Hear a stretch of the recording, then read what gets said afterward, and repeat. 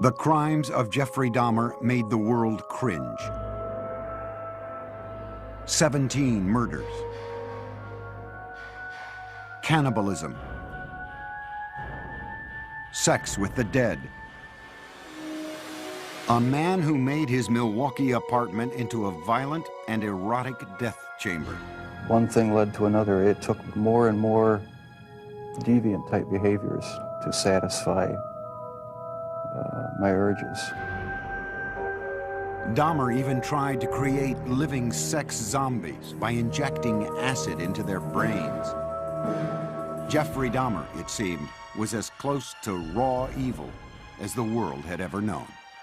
Jeffrey thought he was the devil. Jeffrey thought he was so evil that he was equal to the devil.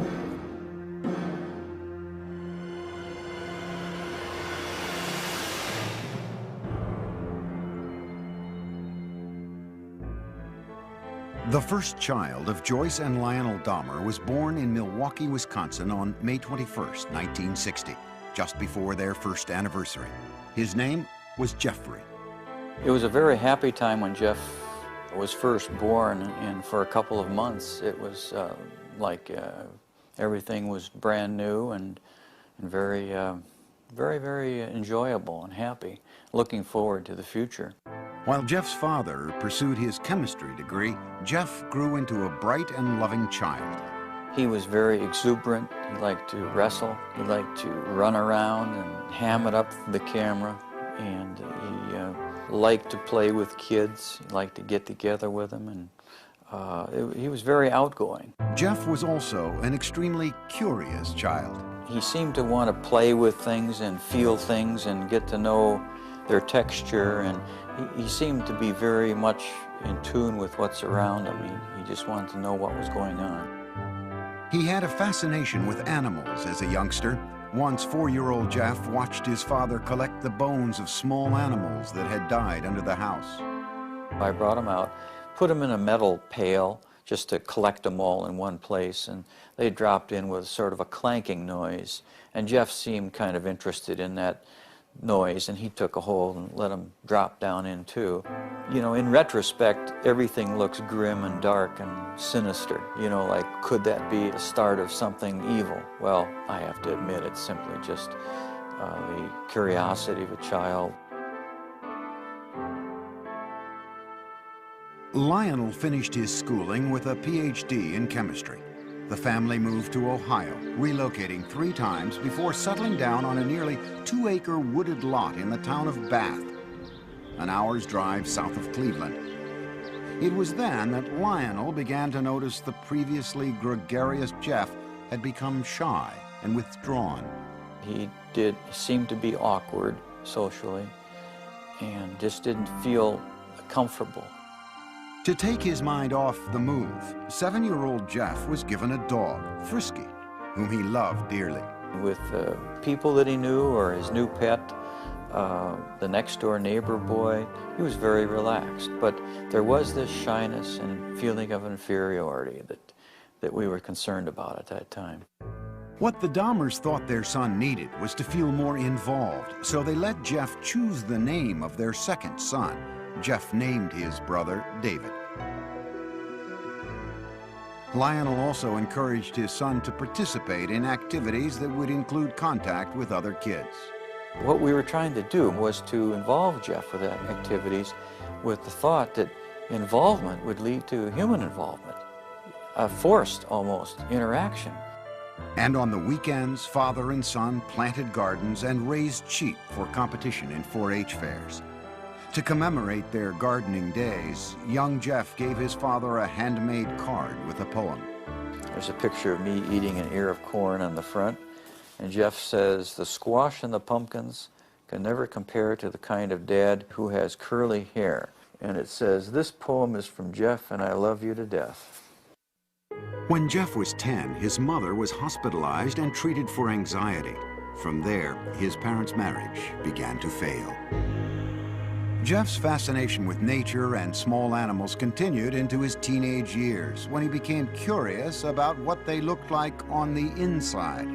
For specimens, he collected roadkill. Riding around the country roads in Bath, carrying garbage bags, Jeff searched for carcasses. Jeff brought the roadkill he found into the backyard of the house, and there in the secrecy of the woods, he dissected the animals. I really have become convinced that that was sort of the starting point in this downward spiral of his. And it was associated with his puberty. And when you have hormones kicking into this terrible mixture, what he's doing, he's investigating insides of animals. And his sexuality was developing at the same time. Teenage Jeff was discovering that he felt sexually attracted only to men. But the thoughts of sex with men became interlocked with fantasies of killing another man and dismemberment. The fantasies excited him, but they were unspeakable.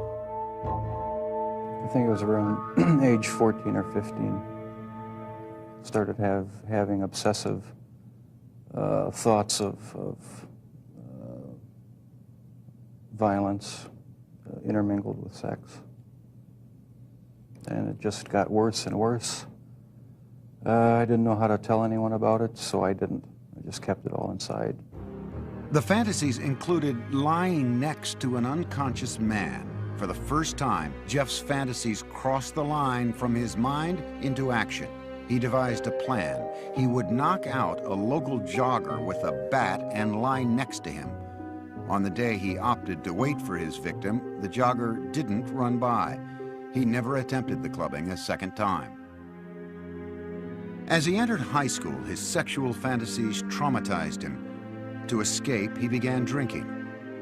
On the way to classes in the morning, he would fill up a cup with hard liquor at a friend's house. And I remember sitting next to him in a first period, I believe, history class, and he had a styrofoam cup of scotch, I believe it was scotch. I remember saying, "Jeff, what is that?" And he threw his head back and he shook it and he said, "It's my medicine." But clearly he was getting drunk at 8 o'clock in the morning. At home, Jeff was watching his parents' marriage dissolve. When their bickering escalated to open fighting, he retreated to the forested backyard, slapping tree trunks with sticks. I'd leave the house, go out in the woods and sulk, brooding, wondering why they had to have such a rough relationship.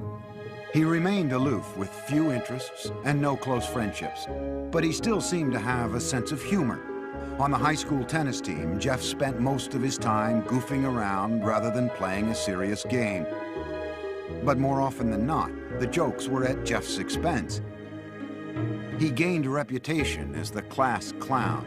Acting out in a bizarre or unexpected manner became known at his school as, quote, doing a Dahmer. All of a sudden you'd be walking down the hall and you'd hear someone yelling and hollering and running through the hallway, and it's Jeff Dahmer in the middle of the day, running, flapping his arms, yelling, hurricane drill, everybody hide.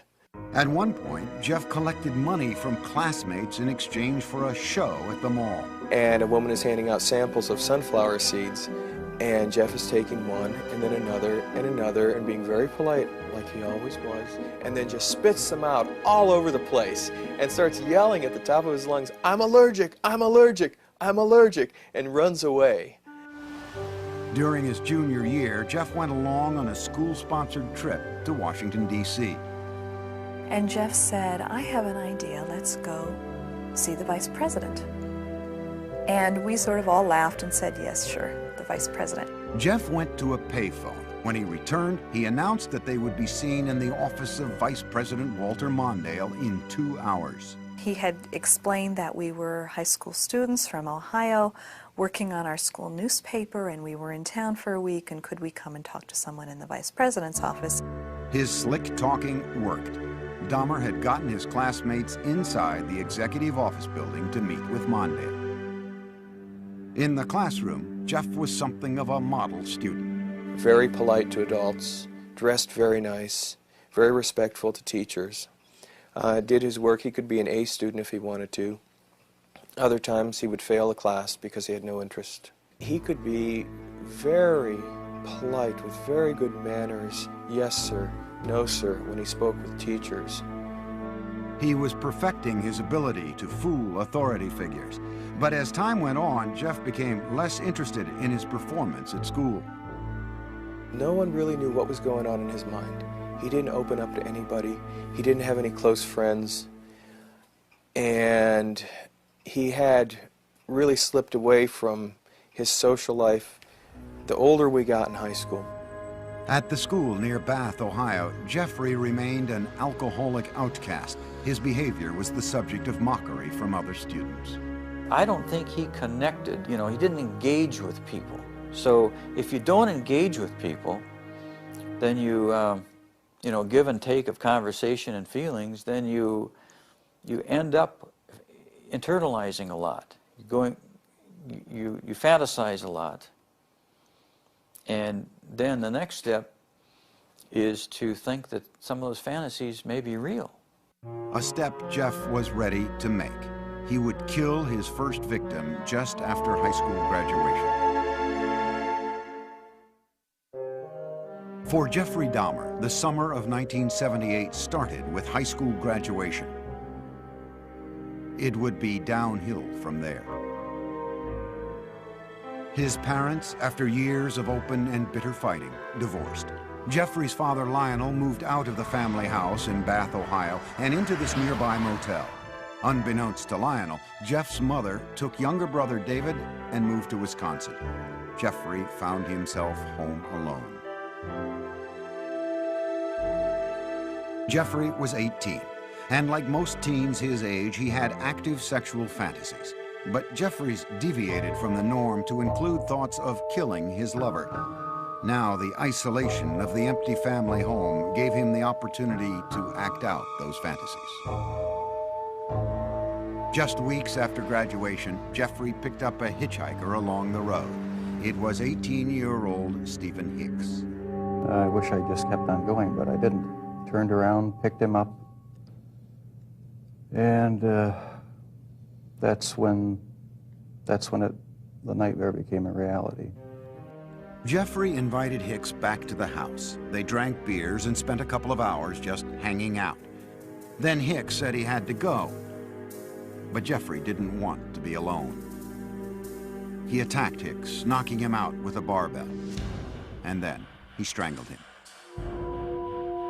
Dahmer had fulfilled his fantasy, but he was lucid enough to know that he had committed a murder.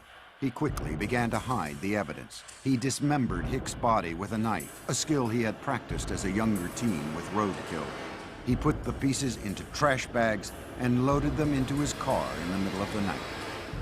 He was heading for a dump site when he was pulled over by the police for drifting across the center line. The officers asked Jeff what was in the bags and why he was out so late.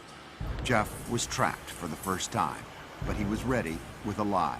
He coolly told the cops he was troubled by his parents' divorce and couldn't sleep, so he thought a trip to the dump would take his mind off things. The police let him go with a ticket. Jeff returned home, racked with guilt over the murder. He stashed the bones of Stephen Hicks under the house for 2 weeks. Then he smashed them to bits with a sledgehammer. Behind the house, Jeff spun in a circle, tossing the fragments among the leaves and brush. In August, Jeffrey's father stopped by the house. I said, "Where is your mother? Where's Dave?" And he said, "They're gone." I said, "Well, what do you mean? They're gone, they've left." Jeff's father moved back into the house. He encouraged Jeff to find a job. But Jeff wasn't interested. He spent his days drinking, even getting himself arrested for public intoxication. Lionel took his son to Alcoholics Anonymous meetings and psychological counseling sessions. They had little impact.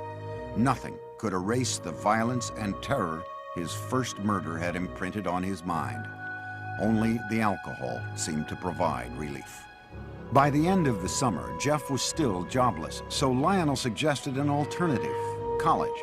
He enrolled Jeff at Ohio State. But Jeff spent the entire first quarter in a drunken stupor, selling his blood to plasma centers and spending the money on beer. Predictably, Dahmer flunked out and returned home. I said, "Jeff, the doors are closing. I think perhaps that the armed services might be something that you need.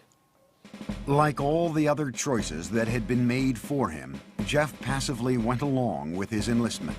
After his basic training was complete, he left for an army hospital in San Antonio, Texas, where he was given specialized instruction as a field medic. There, Dahmer learned more about human anatomy. For one of the first times in his life, he was excited about what he was doing, responding to instruction and discipline. After 6 months in the Army, his sluggish body had become lean and strong. Normally shy and reclusive, Jeff became outgoing, even smiling. But the mood swing was temporary. The Army sent him for a tour of duty in Germany, and there, once again, Jeff emptied bottle after bottle. His superiors noticed and gave Dahmer an early discharge. He went directly to Miami Beach without contacting his family.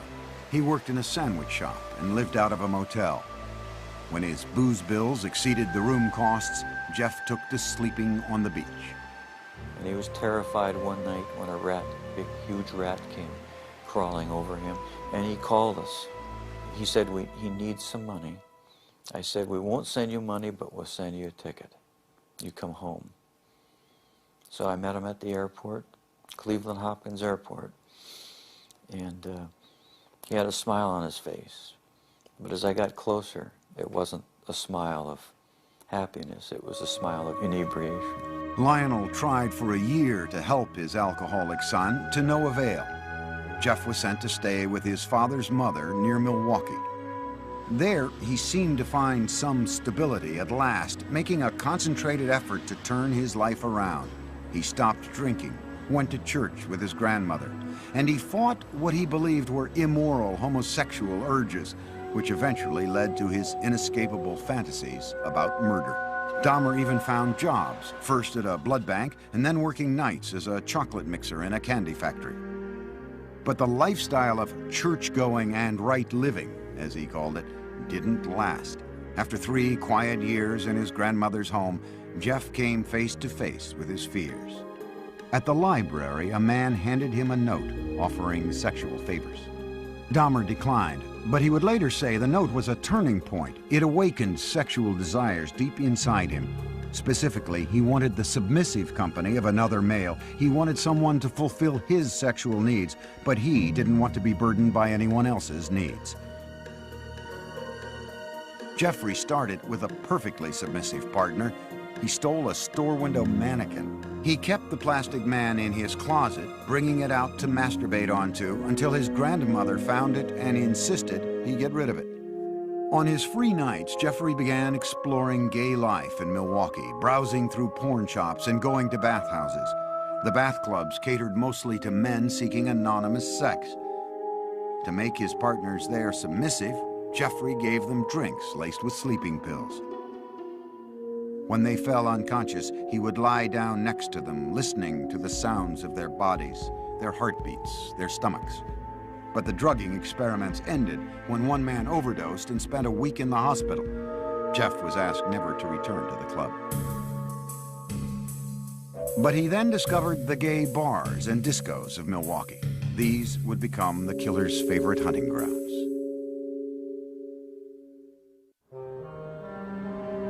By his late 20s, Jeffrey Dahmer was settled in Milwaukee, living at his grandmother's and prowling the city's gay scene. No one suspected that this reclusive loner with boyish good looks was on his way to becoming a psychopathic serial killer. He did take pleasure in the fact that he was in control of his own little world, that nobody knew what was going on, that he was the master of it. Dahmer could fit in with any group, and you wouldn't say, oh, he must be crazy, or he must be a killer.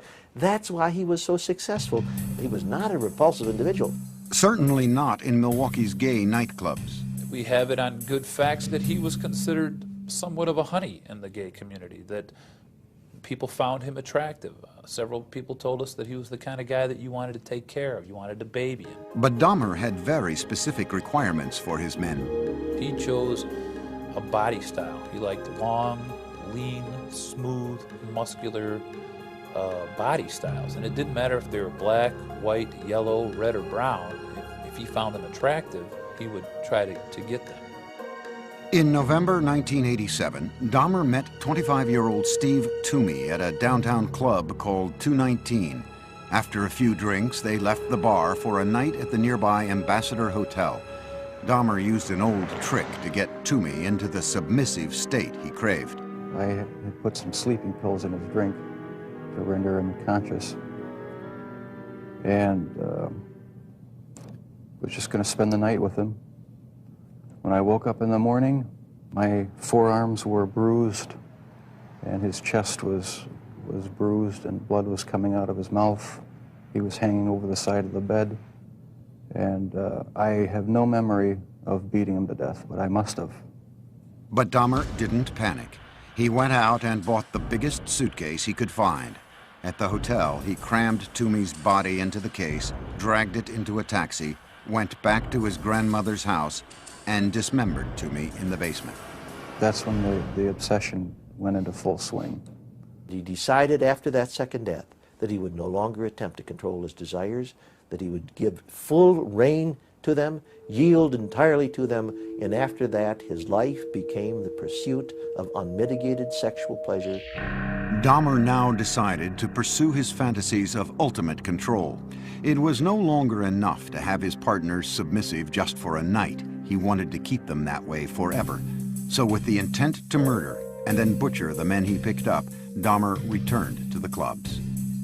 At a bus stop outside 219, he met 14-year-old James Dockstader. Dahmer offered him $50 to spend the night with him. They took the bus back to Dahmer's grandmother's.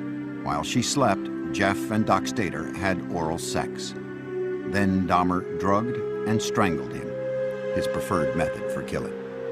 He stated in no way did he ever want to hurt anybody. As funny as this sounds, that is the reason why he killed everyone by strangling them, because not only did he get the power and the thrill of committing the murder, but it was also the most humane way. With Dockstader, Dahmer further explored his dark fantasies. He hid the body in the basement for a week and continued to have sex with it. Most serial killers are sexual deviants who are social and psychological sociopaths and sexual paths who kill people for their own sexual gratification. Dahmer's was different than that. He was a true necrophiliac. He was trying to have sex with an unconscious or dead person. Once James Dockstader began to decay, Dahmer dismembered him in the basement near a floor drain, just as he had with Toomey. Dahmer was now drinking heavily again, especially on the nights he'd planned to murder. By the time he killed, he would be stone drunk. He drank because his conscience was so strong. This isn't a man that didn't know the difference of right from wrong. 2 months after killing Dockstader, Dahmer picked up 21-year-old Richard Guerrero from a Milwaukee bar, again offering him money to spend the night. In a familiar pattern, Dahmer drugged and strangled him. He spent a few hours with the corpse before dismembering it. He then placed the body parts into trash bags for the city garbage collection the next day. In the summer of 1988, Jeff's grandmother asked him to move out. She had been troubled by Jeff's late hours, the mannequin in his bedroom, and now unidentified foul smells from the basement. He took an apartment on Milwaukee's west side and immediately accelerated his downward spiral when he approached a 13-year-old boy on the street and lured him into the apartment. Inside, Dahmer scared the boy by fondling him, and the youngster ran from the apartment. Dahmer was convicted on second-degree sexual assault charges only. The murders were still his secret. He was sentenced to 1 year in a work release program that required him to spend his nights in a prison dormitory while he continued working at the chocolate factory. In the 10 days before he began his sentence, Dahmer struck again. He met 26-year-old Anthony Sears at the gay club La Cage and killed him. He mummified Sears' head and genitals and kept them inside his locker at the chocolate factory. Towards the end of the work release term, Jeff's father wrote to the judge and urged him to put Jeff in an alcoholic treatment program, writing, "I have tremendous reservations regarding Jeff's chances when he hits the streets." No program was ordered. Jeff was released 2 months early. He moved into another low-income neighborhood in Milwaukee. The rent at the Oxford Apartments was cheap, and the location was close to the gay clubs. On his own again, he was free to feed his relentless sexual urges. Within 3 weeks of his release, Dahmer began a 1-year killing frenzy. He would leave 13 more families, most of them African American, searching for loved ones who had simply disappeared. The police, too, searched in vain. Once Jeff started on his killing spree, all of his financial resources, all of his time, money, effort, desires, emotions, thoughts went into his secret world of killing people and keeping them with him. Many times he talked about trying to fight it, even after he had killed a couple people, saying how he wasn't going to do it again, but within a month he would be back out at the bar stalking. One victim almost got away. Dahmer had drugged 14-year-old Konorak Synthesomphone, the brother of the boy Dahmer had been jailed for molesting the year before. As Konorak slept, Dahmer went out to buy more liquor. But while he was gone, the teen woke up. He staggered out into the street naked. A concerned neighbor called 911. Milwaukee Emergency Operator 71. Okay, hi. I'm on 25th and State, and this is young man. He is butt naked. He has been beaten up. He is very bruised up.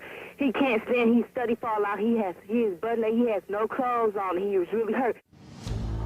Police arrived. By this time, Dahmer had returned from his beer run. As he had with police in Bath, Ohio after his first killing, Dahmer smoothly lied. He told police that Konorak was his gay lover who simply had too much to drink. He brought the cops into his apartment and showed them Polaroids he'd taken of the teen, proof, he said, of their relationship. The police believed the 14-year-old was of legal age and left him behind with Dahmer. They wrote the incident off as a lover's quarrel. Again, Dahmer had been slippery enough to keep his killings a secret. As soon as the cops left, he murdered the boy. Inside Dahmer's apartment, the bodies began to pile up. So he bought a 57-gallon drum and filled it with a powerful acid to dissolve the dismembered limbs and torsos. After weeks in the acid, the remains of Dahmer's would-be lovers became sludge, which he flushed down the toilet or the bathtub drain. For others, Jeffrey boiled the skin off their bones on the stove. A sweet, bitter odor of death began to infest the building, and many tenants traced the smells straight to Dahmer's door.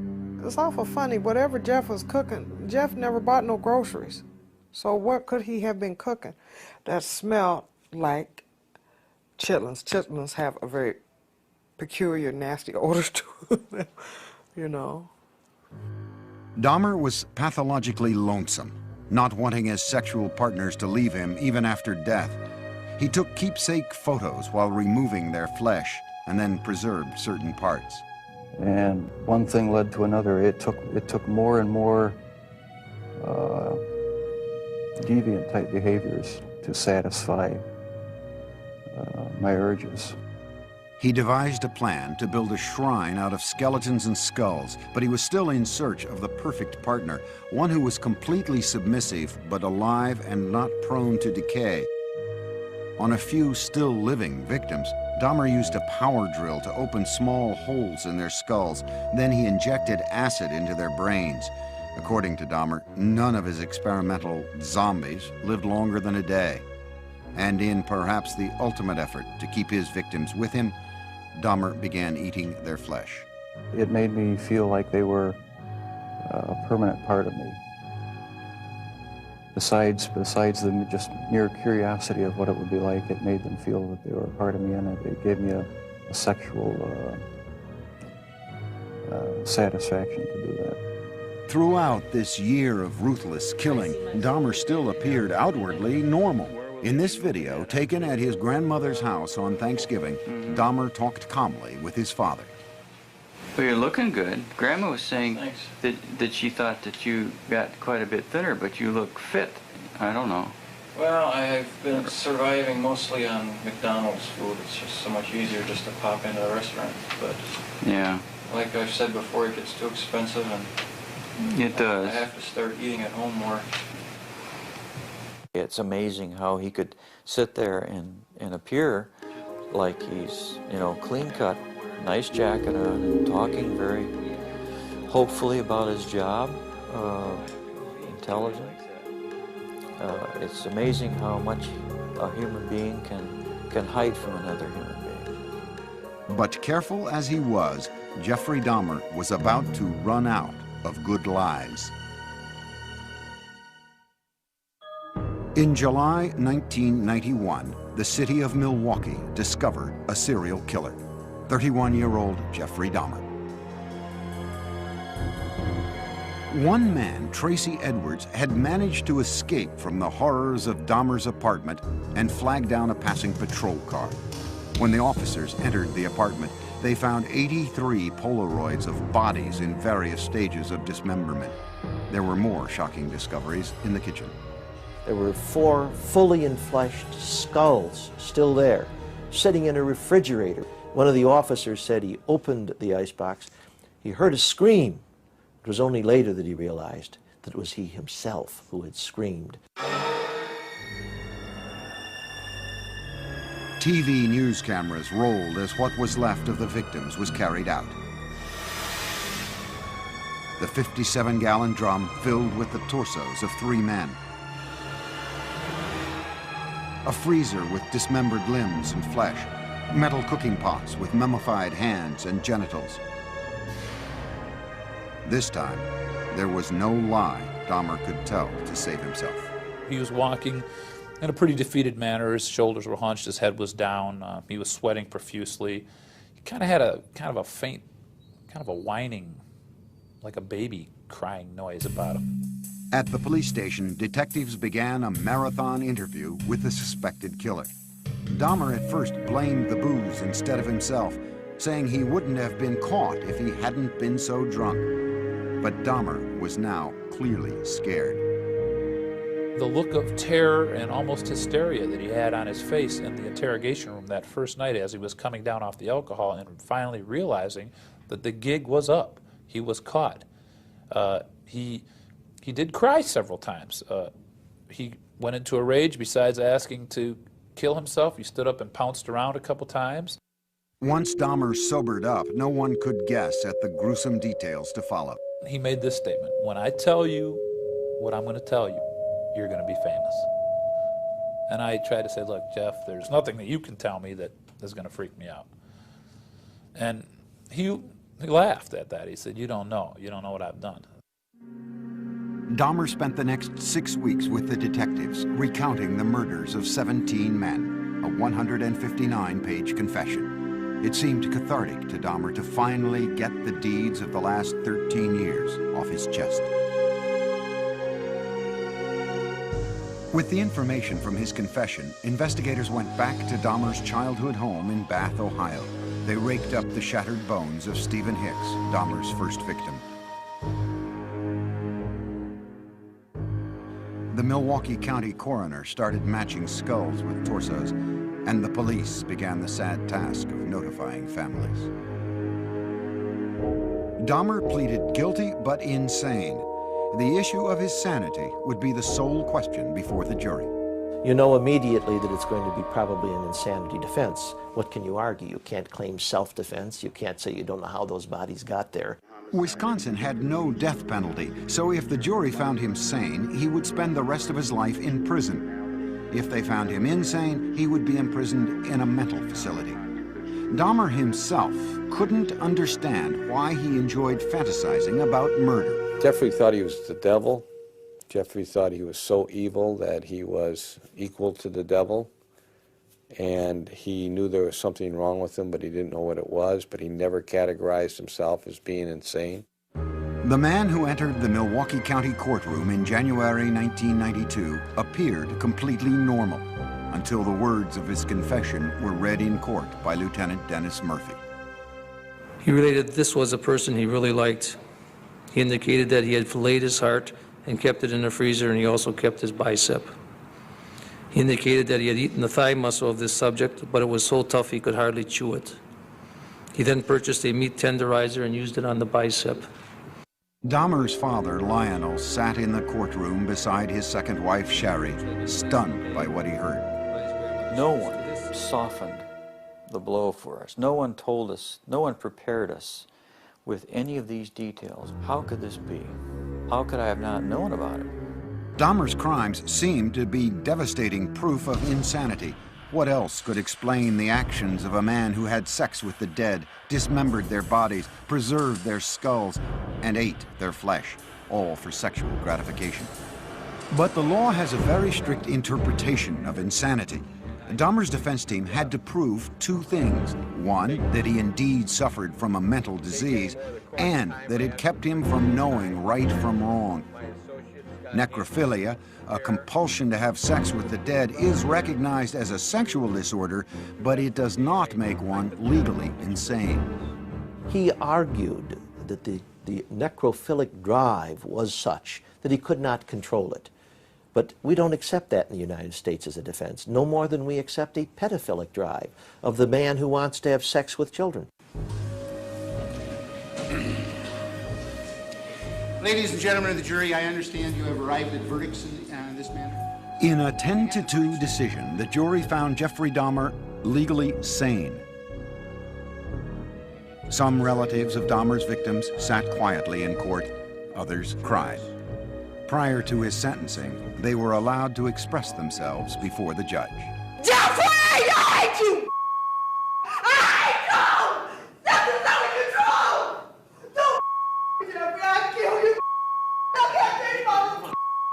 I can kill you! What's your name, Pat? I can kill you! Once order was restored, Dahmer spoke publicly for the first time. I feel so bad for what I did to those poor families, and I understand their rightful hate. I have seen their tears, and if I could give my life right now to bring their loved ones back, I would do it. I am so very sorry. Many questioned the emotional depth of Dahmer's apology, whether a man who killed so routinely had the conscience to feel remorse. The judge sentenced Dahmer to a 937-year prison term, but it would last only a few tormented years.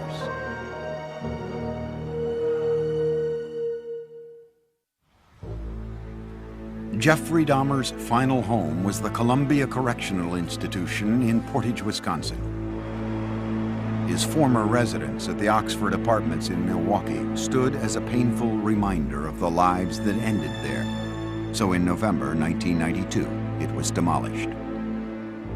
In his prison cell at the age of 32, Dahmer's life became a conflicted introspection, trying to sort out the blame for his killing nature and seeking divine forgiveness for it. He had spent time in church as a boy and with his grandmother as an adult, but had lost his religion during the murder spree. Dahmer placed the blame for the murders on his atheistic beliefs and the theory of evolution. He said, if it all happens naturalistically, what's the need for a God? Can't I set my own rules? Who owns me? I own myself. Yet Jeffrey was still a contradiction, for he was always quite willing to blame the devil for taking over his soul. The serial killer wondered now what would happen to him when he died. Dahmer decided he wanted to be baptized. Evangelist Roy Ratcliffe was called by the prison minister to talk with the inmate in April 1994. He was a very affable, congenial, likable sort of person. I always felt like I was dealing with a small boy in a grown-up man's body. He could get real excited and interested in neat or cool things that a little boy would get involved in. 1 month later, Dahmer was taken to the prison medical center, where he was baptized in a whirlpool. On the way, we walked by other prisoners who were coming by with mops and brooms and various cleaning devices, and they looked up, and the only one they saw whom they recognized was Jeff, and so they called out in a very friendly, banter, "Hey, JD, how's it going?" And he called back, "I'm going to be baptized, this is great." Dahmer appeared to be making a remarkable transformation in prison. He would ask questions. He would He would say, but wait, what about this? What about that? So uncharacteristic of the earlier years. You know, go back to senior year in high school, you wouldn't get any of that. He was so interactive and so concerned about our welfare. You know, he was reaching out. He was rehumanizing. But those dark, haunted fantasies remained with Dahmer. I'll probably have to live with it for the rest of my life. I wish it would go away. I wish there was some way to completely get rid of the compulsive thoughts, the feelings. Dahmer got another reminder of his past when he was visited by Teresa Smith. Jeffrey had killed her brother, Eddie. First thing when he did when he came in is apologize for killing my brother. I asked him why my brother, and he said he seen the way he danced, you know, and he liked the way he looked. And he said I was just attracted to him. He said he had strangled him, and then he was trying some new experiment or something with preserving the skull and the body and whatever, and it didn't work. So he had to destroy him. Dahmer had spent his entire adult life as the predator. But now in prison, he became the prey. The notorious serial killer was a target for other inmates. In August 1994, he was attacked in the prison chapel with a crudely fashioned knife.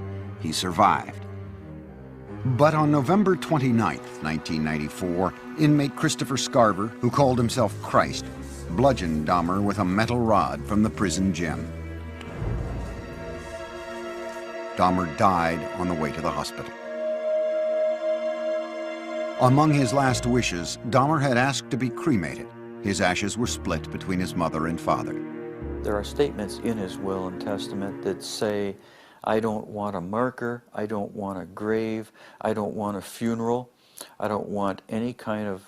He's saying, I want to be wiped out. But the horrible questions that his life of killing posed do continue, and they defy answers.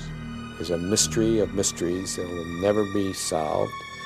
Even if he lived, I don't know that what he was all about would ever be solved, except maybes. It's hard when there's no explanations. Sure, there were red flags in Jeff's life, but no one knew about him. He was so secretive and so careful.